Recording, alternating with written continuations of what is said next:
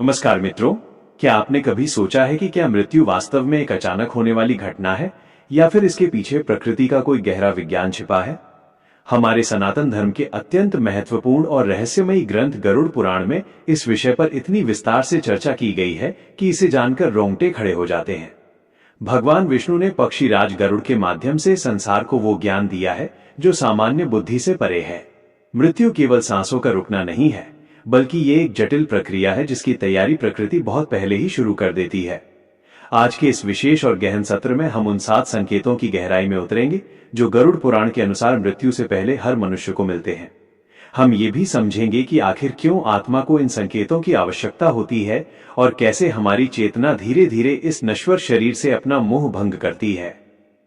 गरुड़ पुराण की कथा तब शुरू होती है जब गरुड़ जी भगवान विष्णु से पूछते हैं कि हे प्रभु, इस संसार में जन्म लेना तो उत्सव है, लेकिन मृत्यु को लेकर इतना भय क्यों है। तब श्री हरि मुस्कुराकर कहते हैं कि मृत्यु भय का कारण नहीं बल्कि मोक्ष का द्वार है, बशर्ते मनुष्य उसे पहचान सके। पहला और सबसे महत्वपूर्ण संकेत मानसिक स्तर पर अनुभव होता है, जिसे हम सांसारिक विरक्ति या वैराग्य कहते हैं। आप कल्पना कीजिए एक ऐसे व्यक्ति की जिसने अपना पूरा जीवन धन कमाने, ऊंचे पद प्राप्त करने और रिश्तों के जाल बुनने में लगा दिया।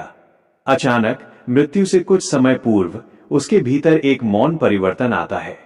उसे अपनी सबसे प्रिय वस्तुएं भी बोझ लगने लगती हैं। जिस तिजोरी की चाबी वो कभी सीने से लगाकर रखता था, अब उसे उसकी परवाह नहीं रहती।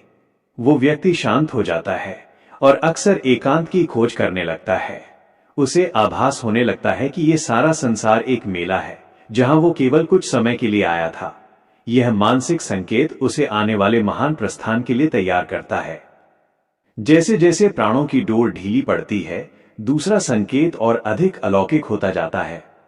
गरुड़ पुराण के अनुसार मृत्यु के निकट आने पर व्यक्ति की सूक्ष्म दृष्टि जागृत होने लगती है। हमारी ये भौतिक आंखें केवल इस संसार को देख सकती हैं, लेकिन जब आत्मा शरीर छोड़ने की तैयारी करती है तो उसे परलोक की झलकियां दिखने लगती हैं। अक्सर मरणासन्न व्यक्ति कमरे के खाली कोनों को देखकर बातें करने लगता है या अचानक डर जाता है। वो ऐसे लोगों की उपस्थिति का दावा करता है जो वहां मौजूद नहीं है। धर्म ग्रंथों में स्पष्ट लिखा है कि उस समय यम के दूत यानी यमदूत आत्मा के आसपास मंडराने लगते हैं। जिन लोगों ने जीवन भर पाप किए होते हैं, उन्हें यमदूतों का रूप अत्यंत डरावना और विकराल दिखाई देता है, जिससे उनके चेहरे पर भय की लकीरें आ जाती हैं। वहीं पुण्यात्माओं को दिव्य प्रकाश के दूतों का आभास होता है जो उन्हें शांति प्रदान करते हैं।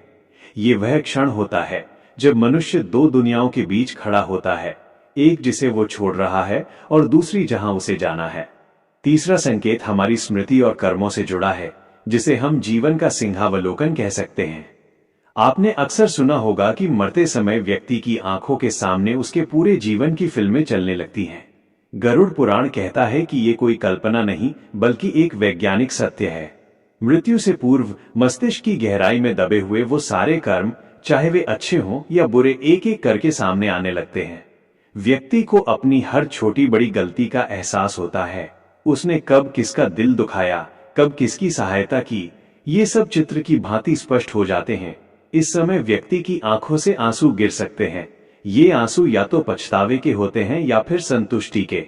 आत्मा को यह बोध कराया जाता है कि उसने इस शरीर रूपी यंत्र का उपयोग किस प्रकार किया, क्योंकि यही कर्म उसकी अगली यात्रा का आधार बनते हैं। चौथा संकेत अत्यंत स्पष्ट और शारीरिक होता है। गरुड़ पुराण में वर्णन है कि जैसे जैसे अंत समय आता है, शरीर की 5 इंद्रियां अपना कार्य करना बंद करने लगती हैं। सबसे पहले दृष्टि धुंधली होती है। व्यक्ति को अपने पास बैठे परिजनों के चेहरे भी साफ नजर नहीं आते। उसे सब कुछ धुएं की तरह दिखने लगता है। इसके बाद सुनने की शक्ति कम हो जाती है। आसपास होने वाली बातें उसे बहुत दूर से आती हुई सुनाई देती हैं। धीरे धीरे स्पर्श की अनुभूति खत्म हो जाती है और शरीर ठंडा पड़ने लगता है। अंत में व्यक्ति की जीभ भारी हो जाती है और वो कुछ बोलना भी चाहे तो केवल घर घर की आवाज ही निकल पाती है। यह इस बात का संकेत है कि प्राण अब शरीर के हृदय चक्र से निकलकर मस्तक यानी ब्रह्मरंध्र की ओर बढ़ रहे हैं। अब शरीर केवल एक मिट्टी का ढेला मात्र रह गया है, जिसके भीतर चेतना छटपटा रही है। पांचवा संकेत पितरों और दिवंगत आत्माओं के संपर्क से जुड़ा है। सनातन धर्म में पितरों का स्थान बहुत ऊंचा माना गया है। जब कोई व्यक्ति अपने जीवन के अंतिम पड़ाव पर होता है तो उसे अक्सर सपने में या जागृत अवस्था में अपने वे पूर्वज दिखने लगते हैं जो बहुत पहले परलोक सिधार चुके हैं। वे उसे मुस्कुराते हुए दिख सकते हैं या उसे अपने साथ चलने का इशारा कर सकते हैं। यह संकेत वास्तव में आत्मा को ये सांत्वना देने के लिए होता है कि वो इस नई यात्रा में अकेली नहीं है। उसके अपने लोग वहां उसका स्वागत करने के लिए तैयार खड़े हैं। गरुड़ पुराण के अनुसार ये पितृ मिलन का आभास व्यक्ति के भीतर से मृत्यु का भय कम कर देता है और उसे ये विश्वास दिलाता है कि मृत्यु केवल एक नए संसार में प्रवेश करने की प्रक्रिया है। छठा संकेत एक ऐसी अलौकिक शांति है जिसे देखकर आसपास के लोग भी दंग रह जाते हैं। कई बार बहुत कष्ट में रहने वाला व्यक्ति भी मृत्यु के ठीक पहले अचानक बिल्कुल स्थिर और शांत हो जाता है। उसकी सांसों की गति में एक लय आ जाती है। यह वो समय होता है जब आत्मा ने अपनी हार मान ली होती है और वह परमात्मा के चरणों में समर्पित हो चुकी होती है। इस स्थिति में उसे न तो किसी का मोह सताता है और न ही किसी अधूरे काम की चिंता। वो बस उस क्षण का इंतजार करती है जब यह प्राण वायु इस पिंजरे को तोड़कर बाहर निकल जाए। चेहरे पर आने वाली ये गंभीरता और शांति इस बात की पुष्टि करती है कि अब वापस लौटने का कोई रास्ता नहीं बचा है। सातवां और अंतिम संकेत सबसे अधिक वैज्ञानिक और आध्यात्मिक है। गरुड़ पुराण बताता है कि मृत्यु से ठीक पहले व्यक्ति को अपनी परछाई दिखना बंद हो जाती है। यदि वो सूर्य की रोशनी में या पानी में अपना प्रतिबिंब देखने की कोशिश करे तो उसे वो दिखाई नहीं देता या फिर वो प्रतिबिंब बहुत ही विकृत और डरावना नजर आता है। इसके साथ ही उसे एक अत्यंत तेज और दिव्य प्रकाश का पुंज दिखाई देता है। यह प्रकाश इतना तीव्र होता है कि करोड़ों सूर्यों की चमक भी उसके सामने फीकी पड़ जाए। इसी प्रकाश की ओर आत्मा आकर्षित होती है। यदि मनुष्य ने जीवन भर सात्विक कर्म किए हैं तो वो इस प्रकाश में समाने के लिए उत्सुक रहता है, लेकिन अधर्मी मनुष्य उस प्रकाश की ओर देखने का साहस भी नहीं कर पाता और अंधेरे मार्गों की ओर भटक जाता है। निष्कर्ष के रूप में गरुड़ पुराण हमें यह संदेश देता है कि मृत्यु कोई अंत नहीं है, बल्कि यह एक महान परिवर्तन है।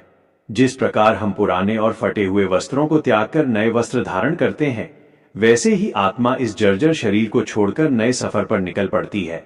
ये 7 संकेत हमें डराने के लिए नहीं, बल्कि हमें ये याद दिलाने के लिए है कि हमारा असली घर ये संसार नहीं, बल्कि वो परमधाम है। इसलिए जब तक हमारी सांसें चल रही हैं, हमें प्रेम, करुणा और धर्म के मार्ग पर चलना चाहिए। हमारे हाथ से किया गया दान और मुख से निकला सत्य ही वह एकमात्र संबल है जो मृत्यु के बाद भी हमारे साथ रहता है। याद रखिए, जीवन एक अवसर है और मृत्यु उस अवसर का परिणाम। अपनी यात्रा को इतना सुंदर बनाइए कि जब यमदूत सामने खड़े हों तो आपके मन में भय नहीं बल्कि एक संतुष्टि भरी मुस्कान हो। जय श्री कृष्ण।